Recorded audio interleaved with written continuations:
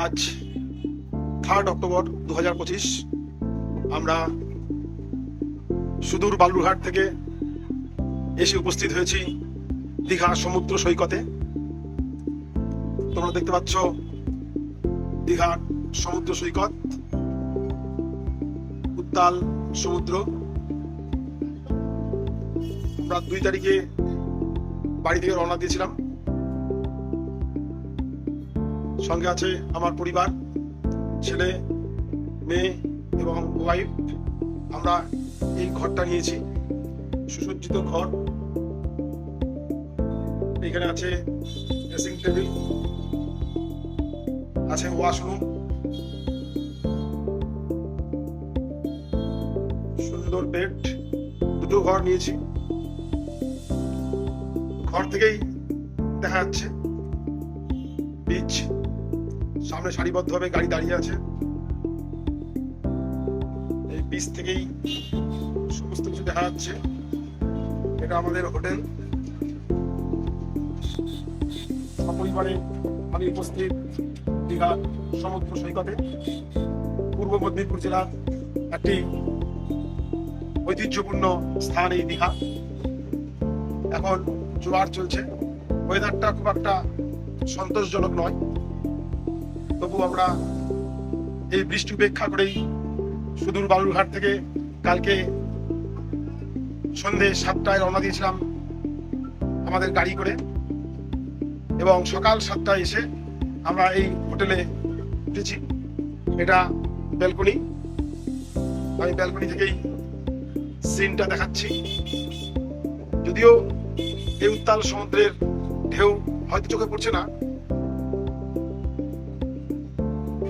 আজ 4 অক্টোবর আমরা দীঘা জগন্নাথ ধামে উপস্থিত হয়েছি। এখন বাজে সকাল 9টা। 9টার সময় আমি এবং আমার ছেলে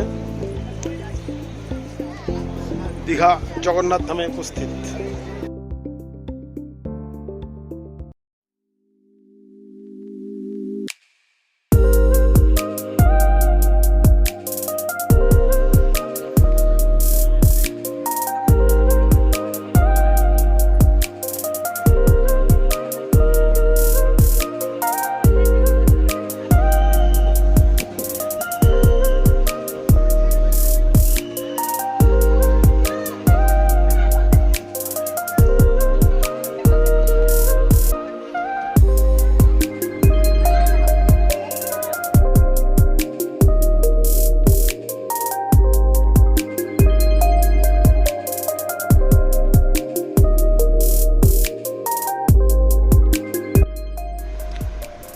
দীঘা থেকে দুপুর বেরিয়ে আমরা চলে আসলাম শঙ্করপুরের দিকে।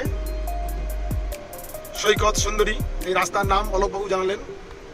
আমাদের গাড়ি ছুটে চলেছে এই সৈকত সুন্দরীর বুক চিরে শঙ্করপুর, তাজপুর এবং মন্দারমণির দিকে।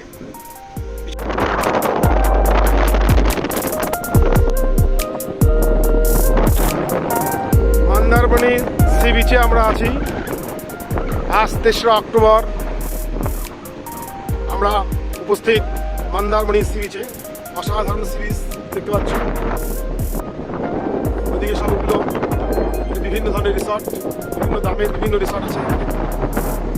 এখানে হর্স রাইডিং হচ্ছে, টোটো করে বিচ ঘোরাচ্ছে, মোটরসাইকেল ভাড়া পাওয়া যায়। দেখতে পাচ্ছ, টোটো করে বিভিন্ন মোহনা সহ বিভিন্ন জায়গায় ঘোরাবে। এখন জোয়ারের সময় ধীরে ধীরে অবশ্যই জোয়ার আসবে। অসাধারণ অসাধারণ।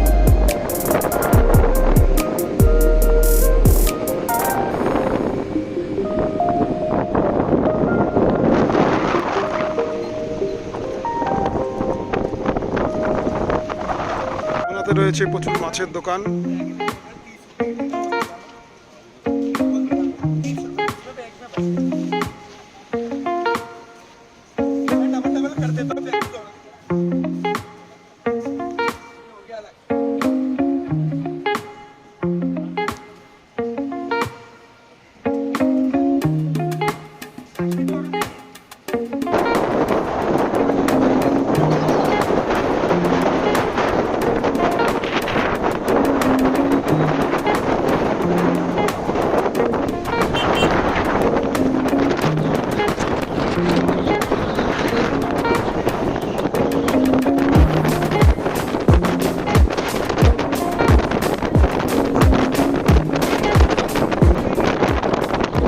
প্রচণ্ড হাওয়ায় কিচ্ছু শোনা যাচ্ছে না, এত হাওয়া।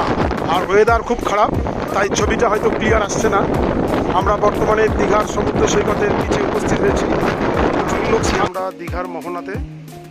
এখানে প্রচুর দোকানপাট, এখানে চম্পা নদী মিলিত হয়েছে সমুদ্রে, সৈকত, সমুদ্র সৈকত।